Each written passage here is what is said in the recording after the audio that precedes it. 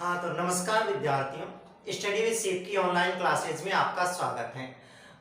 चलते हैं अपन आगे। कल अपन ने शुरुआत कर दी थी तीसरे अध्याय की, धातु और अधातु की। तो अपन ने कल तो क्या पढ़ा था? अपन ने कल पढ़ा था धातु के भौतिक गुणधर्मों के बारे में। सिर्फ अपन ने 8 भौतिक गुणधर्म पढ़े थे कि वास्तव में भौतिक गुणधर्मों में क्या क्या होता है, कि भौतिक गुणधर्म किस हिसाब से होते हैं, इसके फिजिकल रूप से ये किस प्रकार परिवर्तित होते हैं, किस हिसाब से इनके अंदर समानता और विषमता होती है। मैंने शुरुआत में ही आपको बताया था और आज भी बता रहा हूँ कि इस लेसन के अंदर अपन क्या करेंगे। अपन इस लेसन के अंदर ज्यादा से ज्यादा जो अपवाद हैं उन अपवादों के ऊपर ध्यान देंगे, क्योंकि एक जैसे गुण तो सामान्यतः सारी वस्तुएं रखती ही हैं, सारी धातुएं रखती है, परंतु कुछ ऐसी धातुएं हैं जो थोड़ा सा अलग गुण रखती हैं, फिर भी उनको धातु बना रखा है। तो उसके बारे में अपन बात करते हैं और चलते हैं आज। और आज का जो टॉपिक है अपना, आज का टॉपिक है धातुओं के रासायनिक गुणधर्म। तो आज की क्लास में अपन क्या पढ़ेंगे? आज की क्लास में अपन पढ़ेंगे धातुओं के रासायनिक गुणधर्म, धातुओं के रासायनिक गुणधर्म। और आज की क्लास में सिर्फ और सिर्फ अपन एक ही गुणधर्म पढ़ेंगे, धातुओं के रासायनिक गुणधर्म। और वो देखो गुणधर्म कौन सा है, एक गुणधर्म पढ़ेंगे, हालांकि इसके बहुत सारे गुणधर्म है। अधातु है, उस अधातु के इतने सारे गुणधर्म नहीं है रासायनिक गुणधर्म, परंतु अपनी जो धातु है उस धातु के रासायनिक गुणधर्म बहुत सारे हैं, उनको पढ़ेंगे। आज सिर्फ एक ही पढ़ेंगे और एक ही पढ़ेंगे क्या? एक ही पढ़ेंगे अपन ये कि धातुओं की ऑक्सीजन के साथ अभिक्रिया, धातुओं की ऑक्सीजन या हवा कह दो, हवा के साथ अभिक्रिया, या ऐसा कह दो ऑक्सीजन, धातुओं की ऑक्सीजन के साथ अभिक्रिया, यानी ये किस हिसाब से ऑक्सीजन के साथ में रिएक्शन कर लेते हैं और किस हिसाब से इनमें परिवर्तन होता है। तो इसके बारे में आज पढ़ने वाले हैं इस क्लास के अंदर। तो देखिए, धातु है वो ऑक्सीजन के साथ में क्रिया करेंगे, तो आपको यहाँ से नाम से ही पता चल रहा होगा कि भाई धातु और ऑक्सीजन मिल जाए तो क्या बन जाएगा? धात्विक ऑक्साइड बन जाएगा। दिमाग में आ रही है ना बात? कैसे आ रही है कि एक धातु मिल रहा है, ये धातु भाई रिएक्शन कर रहा है किसके साथ में? ऑक्सीजन के साथ में। तो सिंपल सी बात है कि धातु और ऑक्सीजन आपस में रिएक्शन करेंगे तो बनाएंगे क्या? बनाएंगे धातु ऑक्सीजन बनाएंगे मिलके। तो इसको बोल देते हैं क्या? धातु ऑक्साइड। क्या बोल देते हैं? धातु ऑक्साइड। पहला गुणधर्म ये है, इस पे आज विस्तृत चर्चा करेंगे कि धातुएं जो है वो ऑक्सीजन के साथ में क्रिया करके धातु ऑक्साइड बना लेती है। जैसे देखो अपने हैं कॉपर, कॉपर ऑक्सीजन के साथ में रिएक्शन कर लेता है और क्या बना लेता है? कॉपर ऑक्साइड बना लेता है, CuO बना लेता है। यहां से मैं इसको संतुलित कर दूं तो ये 2 लगा दूं, है ना। कॉपर ऑक्सीजन के साथ में रिएक्शन करके कॉपर ऑक्साइड बना लेता है। अपन ने पहले पार्ट के अंदर पढ़ा था, मैग्नीशियम के फीते को जलाया था, तो मैग्नीशियम ऑक्सीजन के साथ में रिएक्शन करके क्या बना लेता है? Magnesium oxide. ऐसे ही जो एल्यूमिनियम होता है वो ऑक्सीजन के साथ में क्रिया करके क्या बना लेता है? एल्यूमिनियम ऑक्साइड बना लेता है, Al2O3 बना लेता है। इस समीकरण को भी अगर संतुलित कर दे तो देखो एल्यूमिनियम उधर कितने हैं? 1 है, इधर 2 है, तो मैं यहाँ पे कितना लगा दूं? 2 लगा दूं। ऑक्सीजन 2 है, इधर 3 है, तो मुझे इसके उल्टे की गुणा करनी पड़ेगी, मतलब इसको 2 से गुणा कर दो और इसको 3 से कर दो, तो 3 दूनी 6 ये हो गए, 3 दूनी 6 ये हो गए। परंतु यहाँ एल्यूमिनियम 4 हो गए, तो यहाँ से ये हटा के एल्यूमिनियम में कितने लिख दूं? 4 लिख दूं। तो आपको क्या याद रखना है कि ये धातु और ये ऑक्सीजन, ये क्या है अपना? ये है धात्विक ऑक्साइड। क्या है ये अपने पास में? धात्विक ऑक्साइड है। तो बना नहीं बना? धात्विक ऑक्साइड मतलब एल्यूमिनियम का ऑक्साइड है तो एल्यूमिनियम ऑक्साइड, कॉपर का ऑक्साइड है तो कॉपर ऑक्साइड, धातु का नाम आ जाएगा आगे। ठीक है, पहली बात आपको इतनी सी दिमाग के अंदर रखनी है, कितनी सी? कि धातुएं होती है ना वो ऑक्सीजन के साथ में रिएक्शन करके क्या बना लेती है? धातु ऑक्साइड बना लेती है। इतनी सी बात याद रख लोगे, ठीक है। पहला गुणधर्म। अब इसके अंदर ही बातें अच्छी अच्छी ध्यान रखनी है। देखो क्या ये बात याद रखनी है कि धातु ऑक्साइड जो होते हैं, ये जो अपने को प्राप्त हुए ना, कौन? धातु ऑक्साइड। ये धातु ऑक्साइड जो होते हैं ना, ये सामान्यतः क्षारकीय प्रकृति के होते हैं। मैं कल से ये नाम लिखता जा रहा हूं सामान्यतः, क्योंकि हर जगह ऐसा नहीं होता, बहुत सारे अपवाद है। धातु ऑक्साइड सामान्यतः क्षारीय प्रकृति के होते हैं, सामान्यतः कैसे होते हैं, क्षारीय प्रकृति के होते हैं, क्षारीय प्रकृति के होते हैं। अब क्यों होते हैं, देखिए इसका भी मैं आपको प्रूफ बताता हूं। अपन ने पढ़ा था पीछे, अपन ने पढ़ा था कि धातु जो होती है वो अम्लों के साथ में रिएक्शन करके क्या बनाती है, लवण और जल। आपको रिएक्शन याद हो तो देखिए मैं यहाँ लिखता हूँ, हालांकि जरूरी नहीं है यहाँ लिखना। अपन ने पढ़ा था कि कॉपर ऑक्साइड, धातु ऑक्साइड है, वो अम्लों के साथ में जब रिएक्शन करती है तो क्या बनाती है, एक तो लवण बनाती है CuCl2 और एक क्या बनाती है, जल बनाती है H2O। पढ़ा था कि नहीं पढ़ा था, धातुओं के अंदर पढ़ा था कि धातु जो होती है वो ऑक्सीजन के, धातु ऑक्साइड के साथ रिएक्शन करके क्या बनाती है, लवण और जल बनाती है। तो ये बना लिया। परंतु देखो अम्लों के साथ में रिएक्शन कौन कर सकता है, क्षार ही कर सकता है। ये तो है नहीं कि अम्ल अम्ल आपस में रिएक्शन कर ले, क्षार क्षार कर ले। अम्ल के साथ में रिएक्शन कौन कर सकता है, क्षार। और ये धातु ऑक्साइड है वो इस अम्ल के साथ में रिएक्शन कर लेते हैं, तो इसका मतलब ये जो धातु ऑक्साइड होगी ये किस प्रकृति की होगी, क्षारीय प्रकृति की होगी। पहली बात ये ध्यान रखना। परंतु होता क्या, ऐसा होता नहीं है।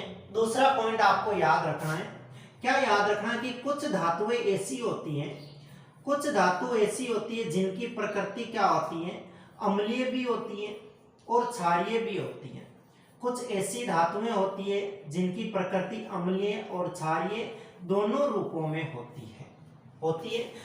भाई क्या करते हैं, कुछ धातु ऑक्साइड, धातु नहीं कौन सी, धातु ऑक्साइड। अब सिर्फ बात अपन करेंगे तो किसकी करेंगे, सिर्फ धातु ऑक्साइड की ही करेंगे, क्योंकि अपन ने धातु के ऑक्सीजन से क्रिया करवा के धातु ऑक्साइड बना लिया।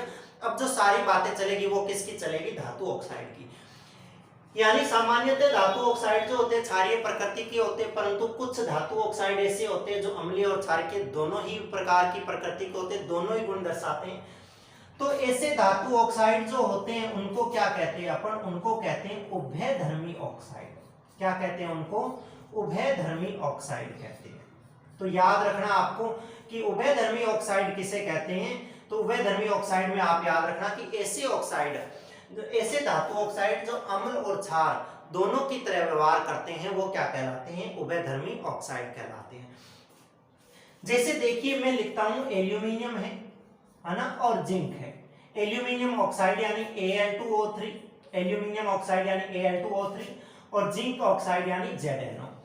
ये एल्यूमिनियम ऑक्साइड और जिंक ऑक्साइड है, ये क्या करते हैं अपने, क्योंकि हालांकि अथाह धातुएं हैं, बहुत सारी धातुएं हैं, धातुएं हैं, परंतु अपने जो काम की है, अपने जो सिलेबस में है उन्हीं को ही अपने को पढ़ना है। तो देखिए अपने सिलेबस के अंदर ये लिखा हुआ है कि उभयधर्मी ऑक्साइड है एल्यूमिनियम ऑक्साइड और जिंक ऑक्साइड।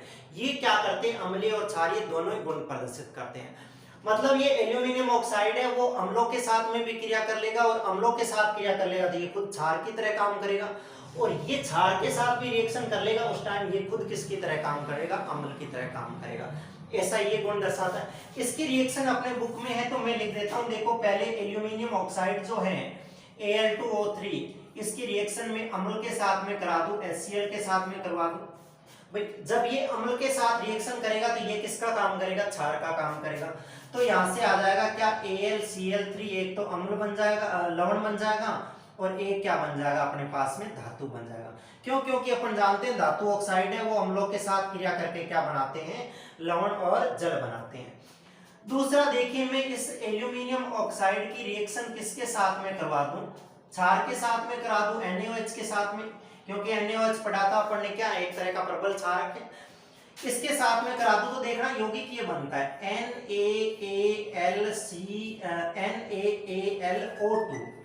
NaAlO2 और प्लस में क्या बनता है, H2O। ये जो सूत्र है ये किसका है, ये सूत्र है, इसको बोलते हैं अपन सोडियम, और AlO3O2 है, इसको बोलते हैं सोडियम एल्यूमिनेट, सोडियम एल्यूमिनेट। जैसे अपन ने पीछे एक सूत्र पढ़ा था Na2 और ZnO, शायद ये पढ़ा था, तो वो क्या था, सोडियम जिंकेट था। उसी हिसाब से ये जो है वो सोडियम एल्यूमिनेट है अपने पास में, ये क्या है, जल है। तो आपको ये बात समझ में आई क्या, क्या समझ में आई, दो बातें पढ़ी है सिर्फ अभी तक अपन ने। पहले तो ये सिंपल सी बात है कि धातु ऑक्सीजन के साथ क्रिया करके धातु ऑक्साइड बनाएंगे। ये जो धातु ऑक्साइड होते हैं ये क्षारकीय प्रकृति की होती है। पहली बात, क्षारकीय प्रकृति के होते हैं तो ये अम्लों के साथ में क्रिया करेंगे, ये क्या बनाएंगे, जल और लवण बनाएंगे। परंतु कुछ ऐसी धातु ऑक्साइड भी होती है जो क्या होती है, उभयधर्मी प्रकृति की होती है, अम्लीय और क्षारीय दोनों ही। जैसे एल्यूमिनियम ऑक्साइड और जिंक ऑक्साइड। आपको पेपर में प्रश्न पूछेगा कि किन्हीं दो उभयधर्मी ऑक्साइडों के नाम लिखिए, तो ये लिखना है एल्यूमिनियम और जिंक ऑक्साइड। ये देख लो, मैंने एल्यूमिनियम की दोनों के साथ में रिएक्शन करवा दी, दोनों ने लवण और क्या बना लिया, जल बना लिया, है ना। तो इस हिसाब से अपन क्या देखते हैं कि कुछ जो होती है सामान्यतः तो क्षारकीय होती है, परंतु कुछ अम्लीय भी होती हैं। तो इनके उदाहरण ये आपके सामने। तो एक बार के लिए आपको ये इतनी बातें हैं वो आप एक बार क्या करिए, उतार लीजिए अपने नोटबुक के अंदर। जैसे भी आपको वीडियो को रोक के या कैसे ही करके आपको उतारना है तो आप इसको उतार लीजिए। फिर अपन आगे चलेंगे। देखिए आगे चलते हैं और आगे देखते हैं क्या होता है। चलिए ये मैं डिलीट कर देता हूँ यहाँ से और आगे चलते हैं। इसी को लेके चलते हैं अपन, धातु ऑक्साइड को ही लेके चलते हैं आगे। किसको लेके चलेंगे, धातु ऑक्साइड को ही लेके चलते हैं। ये पढ़ा रहने देता हूं मैं इतना, क्योंकि मेन जो काम है वो आगे किसका है, धातु ऑक्साइडों का ही है। चलिए आगे चलते हैं और आगे देखो अगली बात और पढ़ते हैं, इंपॉर्टेंट बात। तीन बातें अपन ने पढ़ ली, चौथी बात पढ़ते हैं, देखो क्या होगी। यानी ये जो धातु ऑक्साइड होते हैं, जितने भी अपन ने पढ़े धातु ऑक्साइड, सारी बात मैंने कहा ना किसकी करेंगे अपन, सिर्फ और सिर्फ धातु ऑक्साइड की करेंगे। धातु ऑक्साइड जो होते हैं ये क्या होते हैं, जल में अघुलनशील होते हैं। क्या होते हैं, जल में अघुलनशील होते हैं। अब अघुलनशील क्यों होते हैं, देखिए भाई, यानी क्या होती है, धातुएं होती है, अगर जल में घुलनशील हो जाएगी तो उस पर जंग लग के वो खत्म हो जाएगी, जल के साथ में रिएक्शन कर लेगी तो। और वैसे ही सामान्यतः देखते हैं लोहा पड़ा है अपने प्रकृति के अंदर, क्या वो जल में घुलनशील है, नहीं घुलनशील है। तो सामान्यतः आपको ये बात याद रखनी है कि धातु ऑक्साइड होते हैं वो सामान्यतः जल में क्या होते हैं, अघुलनशील होते हैं। परंतु कुछ ऐसे होते हैं जो क्या होते हैं, अपने जल के अंदर घुलनशील भी होते हैं। जैसे देखिए, बात तो ये याद रखनी है ना, अघुलनशील तो सारे हैं ही भाई, एक जैसे सामान्य आदमी तो सारे ही हैं। या तो उनको देखो जो अच्छा काम कर रहे हैं उनको, या उनको देखो जो अपराधी हैं। दोनों ही अलग तरीके से देखा जाते हैं, दोनों के सामान्य लोगों से गुण क्या होते हैं, अलग होते हैं। तो थोड़ा सा वही आगे रहते हैं दिमाग के अंदर। वैसे इनको ही याद रखना है अपने को कि है ना, सारे अघुलनशील तो होते हैं भाई, कुछ ऐसे भी तो बताओ जो घुलनशील होते हैं। वो दो होते हैं घुलनशील, कौन से, एक तो होता है सोडियम ऑक्साइड, एक तो होता है क्या, सोडियम ऑक्साइड। ये सोडियम ऑक्साइड होता है, ये जल में घुलनशील होता है, यानी इसका सूत्र होता है Na2O। और दूसरा होता है कौन सा, पोटेशियम ऑक्साइड। दूसरा कौन सा, पोटेशियम ऑक्साइड। ये पोटेशियम ऑक्साइड जो होता है ये भी क्या होता है, जल के अंदर घुलनशील होता है। इसका सूत्र लिख दूं K2O। ये दोनों को समझिए। आपको पूछेगा कि है ना, जल में घुलनशील किन्हीं दो धातु ऑक्साइडों के नाम बताइए, आपको बताना है सोडियम ऑक्साइड, पोटेशियम ऑक्साइड। आपको पूछेगा किन्हीं दो उभयधर्मी ऑक्साइड धातु ऑक्साइडों के नाम बताइए, आपको बताना है एल्यूमिनियम ऑक्साइड और जिंक ऑक्साइड। देखिए ये क्या करते हैं, ये जो धातु ऑक्साइड होते हैं जो जल में घुलनशील होते हैं, ये जल के साथ में घुल जाते हैं और घुल के किसका निर्माण करते हैं, क्षारकों का निर्माण करते हैं। तो देखिए मैं पहले इसकी रिएक्शन करवा देता हूं Na2O की, यानी सोडियम ऑक्साइड है, इसको अगर मैं पानी के अंदर घोल दूं, जल के साथ में रिएक्शन करवा दूं, मैं संतुलित रासायनिक समीकरण नहीं लिख रहा क्योंकि मुझे पता है अभी आपको सारी संतुलित समीकरणें आती है, नहीं आती तो आप एक बार किताब में देख के कंफर्म कर लीजिए। और अगर आपको संतुलित रासायनिक समीकरण देखनी है तो उससे पहले आप जाइए और पहला लेसन जो है उसकी संतुलित रासायनिक समीकरण उनको देखिए, जिससे आपको अच्छे से समझ में आ जाएगा। देखिए ये इसके साथ में रिएक्शन करता है और किसका निर्माण कर लेता है, क्षारक का निर्माण कर लेता है, NaOH का निर्माण कर लेता है। ये NaOH अपने को पता है सोडियम हाइड्रोक्साइड क्या है, क्षार है। ऐसे ये क्या करता है, पोटेशियम ऑक्साइड है, जैसे K2O है, ये भी जल के अंदर घुलनशील है, तो ये जल के साथ में रिएक्शन कर लेता है और क्या बना लेता है, KOH बना लेता है। ये KOH भी पोटेशियम हाइड्रोक्साइड है, ये भी एक तरह का क्या है, क्षार है। तो ये दोनों ही प्रबल क्षार भी, आपने वहां पढ़ा होगा अम्ल क्षार के अंदर कि ये प्रबल क्षार भी है दोनों, ठीक है। बात आपको क्या याद रखनी है कि ये दो नाम याद रखने, सोडियम पोटेशियम, और ये याद रखना ये जल में घुलनशील होते हैं। और जल में घुलनशील होते हैं तो फिर जल में घुल के क्या देते हैं, ये जल में घुलकर क्या देते हैं, क्षार देते हैं, क्षार का निर्माण करते हैं। ये दोनों जो पदार्थ बने अपने पास में क्या बने, क्षार बने। आपको पता होगा क्षार और क्षारक में अंतर, क्षार क्या होते हैं और क्षारक क्या होते हैं। क्षारक तो सामान्यतः जो स्वाद में कड़वे होते हैं, जो OH माइनस आयन देते हैं, है ना, जो क्या करते हो प्रोटॉन ग्राही होते हैं, वो सारे के सारे क्षारक हैं। परंतु ऐसे क्षारक जो जल में घुलनशील होते हैं वो क्या कहलाते हैं, क्षार कहलाते हैं, जो अपन ने दूसरे पार्ट के अंदर अम्ल क्षार में पढ़ा था। तो ये जल में घुलकर किसका निर्माण कर लेते हैं, क्षार का निर्माण कर लेते हैं। तो आप इस बात को थोड़ा सा ध्यान में रखिए।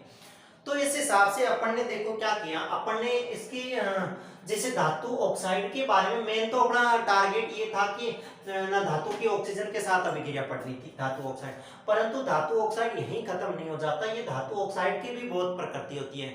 3 प्रकृति पढ़ ली, धातु ऑक्साइड क्षारकीय होते हैं, परंतु ऐसी चीज भी पढ़ी अपन ने जो क्या होती है, अम्लीय और क्षारीय दोनों होती है, जो क्या करती है, अम्ल और क्षार के साथ रिएक्शन करके लवण और जल बना लेती है, उभयधर्मी होती है। अपन ने ये पढ़ा कि धातु ऑक्साइड जल में अघुलनशील होती है, परंतु ये भी पढ़ा कि धातु ऑक्साइड जल में घुलनशील भी होती है। ये 2 धातुएं पढ़ी, तो इन बातों को आप ध्यान में रखिएगा। ऐसे ही देखो क्या होता है अपने, मैं यहीं पे लिख देता हूं कि प्रकृति के अंदर जैसे एल्यूमिनियम पढ़ा है अपने, मैग्नीशियम पढ़ा है ना, जिंक पढ़ा है, ये वाली जो धातुएं पढ़ी हैं, ये ऑक्सीजन के साथ में सामान्यतः रिएक्शन कर लेती है, और सामान्यतः रिएक्शन करके इन पे क्या होती है, धातु ऑक्साइड की परत चढ़ जाती है। वो धातु ऑक्साइड की जो परत चढ़ जाती है वो इनको संसारित होने से बचाती है, ऑक्सीजन के साथ में रिएक्शन करती है, उस पे परत चढ़ जाती है, वो क्या करती है, इनको संसारित होने से बचाती है। आपको पूछे कि है ना ऑक्सीजन के साथ में सबसे कम क्रियाशील धातु कौन सी है, तो मैग्नीशियम धातु है। और सबसे ज्यादा कौन सी आपको पूछे तो पोटेशियम और कैल्शियम है, सॉरी पोटेशियम और सोडियम है। यानी पोटेशियम और सोडियम ऑक्सीजन के साथ में इतनी जल्दी रिएक्शन कर लेती है कि अगर इनको थोड़ा सा हवा के अंदर खुला छोड़ दें तो ये क्या कर लेती है, आग पकड़ लेती है। तो ये अत्यधिक क्रियाशील होती है ऑक्सीजन के प्रति, और जल के साथ तो और ही ज्यादा होती है, जल में डाल दो तो ये तुरंत आग पकड़ लेती है। तो इनको इस आग पकड़ने से बचाने के लिए, इनकी अभिक्रियाशीलता को रोकने के लिए इसको किस में रखा जाता है, जो केरोसिन होता है, जो अपन बोलते हैं मिट्टी का तेल जो होता है, पहले पुराने जमाने में ना चिमनी और जलाने के जो काम में आता था, है ना, लालटेन और जलाने के जो काम में आता था, वो मिट्टी का तेल जिसको केरोसिन बोलते हैं उसके अंदर रखा जाता है। तो आपको पूछ सकते हैं कि सबसे अधिक क्रियाशील धातु कौन सी है, सोडियम पोटेशियम। सोडियम पोटेशियम की क्रियाशीलता को कम करने के लिए क्या किया जाता है, इनको मिट्टी के तेल या केरोसिन के अंदर डुबोकर रखा जाता है। ये बात आप ध्यान में रखना थोड़ी सी। इसके बाद में एक और बात ध्यान रखना, मैं इसको मिटा के और यहीं लिखता हूं, आपने ये उतार लिया तो उतार लीजिए, बाकी आपको ये उतारना है कि ये घुलनशील होते हैं, परंतु ये घुलनशील होते हैं, इनकी रिएक्शन उतार लेना। और ये लिख लेना, मैग्नीशियम सबसे कम क्रियाशील धातु है, जबकि सोडियम और पोटेशियम अधिक क्रियाशील धातु है। इनकी क्रियाशीलता को कम करने के लिए इन्हें मिट्टी के तेल में रखा जाता है। आगे चलिए एक प्रक्रिया पढ़ते हैं अपन, मैं यहीं बता देता हूं, एनोडीकरण। आपको पूछेंगे एनोडीकरण क्या होता है, तो एनोडीकरण को समझिए। देखिए एनोडीकरण होता क्या है, एनोडीकरण होता है एल्यूमिनियम जो होता है ना, इस एल्यूमिनियम को संसारित होने से बचाने के लिए इसमें क्या करते हैं अपन, एल्यूमिनियम ऑक्साइड की ही परत चढ़ा देते हैं। किसकी परत चढ़ा देते हैं, एल्यूमिनियम ऑक्साइड की परत चढ़ा देते हैं। ये एल्यूमिनियम ऑक्साइड की जो परत है ये इसको क्या करती है, संसारित होने से बचाती है, खराब होने से बचाती है। तो देखिए एनोडीकरण कैसे होता है।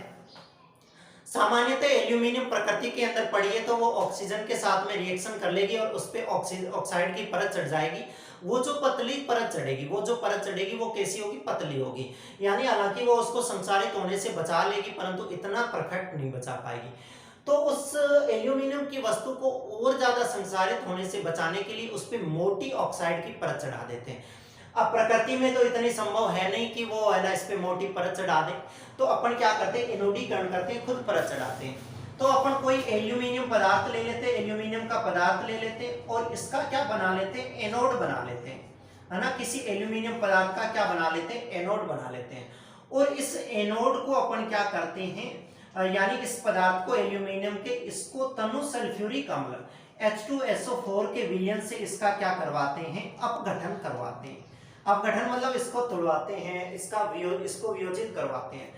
इसको वियोजित करवाते हैं तो एनोड पे अपने को क्या प्राप्त होती है, एनोड पर अपने को ऑक्सीजन गैस प्राप्त होती है। ये ऑक्सीजन गैस जो है वो एल्यूमिनियम के साथ में रिएक्शन कर लेती है और इस पे क्या बना लेती है, मोटा आवरण बना लेती है, मोटी परत चढ़ा देती है, ये ऑक्सीजन गैस जो है। तो इस एल्यूमिनियम पर ऑक्सीजन की मोटी परत चढ़ाने की जो प्रक्रिया है, ये प्रक्रिया क्या कहलाती है? अपनी एनोडीकरण कहलाती है। और ये जो ऑक्सीजन की परत चढ़ी हुई अच्छी नहीं लगती, तो फिर अपन क्या करते हैं, इस पे अच्छा कलर कर सकते हैं, जिसको वस्तु को अपन क्या बना सकते हैं, आकर्षक बना सकते हैं।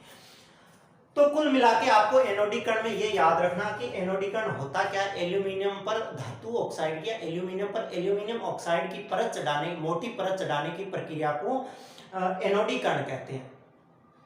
एनोडीकरण की प्रक्रिया में एल्यूमिनियम पदार्थ का एनोड लेते हैं तथा इसे तनु सल्फ्यूरिक अम्ल के विलयन से अपघटित करवाते हैं। अपघटन करवाने से एनोड पर ऑक्सीजन गैस प्राप्त होती है।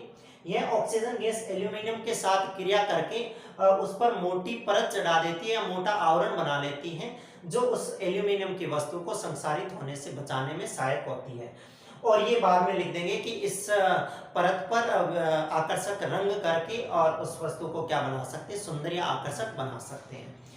तो इस हिसाब से अपन ने देखो क्या किया, अपन ने इस अध्याय के अंदर इस क्लास के अंदर जो चीजें पढ़ी वो सबसे महत्वपूर्ण है और बहुत ही ज्यादा महत्वपूर्ण है। आप ध्यान में रखिए, बात तो एक छोटी सी बात से शुरू हुई थी, परंतु बात बहुत लंबी चली गई कि अपन ने क्या किया, एक छोटी सी धातु ली और उसकी ऑक्सीजन से रिएक्शन करवा के धातु ऑक्साइड बना लिया। परंतु ये जो धातु ऑक्साइड बना, इसने कमाल कर दिया। अपन ने कहा धातु ऑक्साइड क्षारीय होते, परंतु आगे चले तो एल्यूमिनियम और जो पोटेशियम था, जिंक था, इन्होंने क्या की, उभयधर्मी प्रकृति दर्शानी शुरू कर दी। फिर अपन ने कहा कि धातुएं जो धातु ऑक्साइड जो होते हैं जल में अघुलनशील होते हैं, परंतु आगे जाके सोडियम और पोटेशियम ने क्या किया, जल में घुल के क्षार बना लिया। और बाद में एक प्रक्रिया ये एनोडीकरण की ध्यान रखना, छोटी मोटी बातें जो बीच में बताई उनको भी नोट कर लेना, उनको भी ध्यान में रखना। तो आज की क्लास में अपन सिर्फ एक ही गुण पढ़ते हैं, धातु की ऑक्सीजन के साथ में अभिक्रिया। आगे की क्लास जब पढ़ेंगे उसके अंदर आगे की क्लास में एक और गुणधर्म पढ़ते हैं, रासायनिक गुणधर्म। तब तक के लिए धन्यवाद।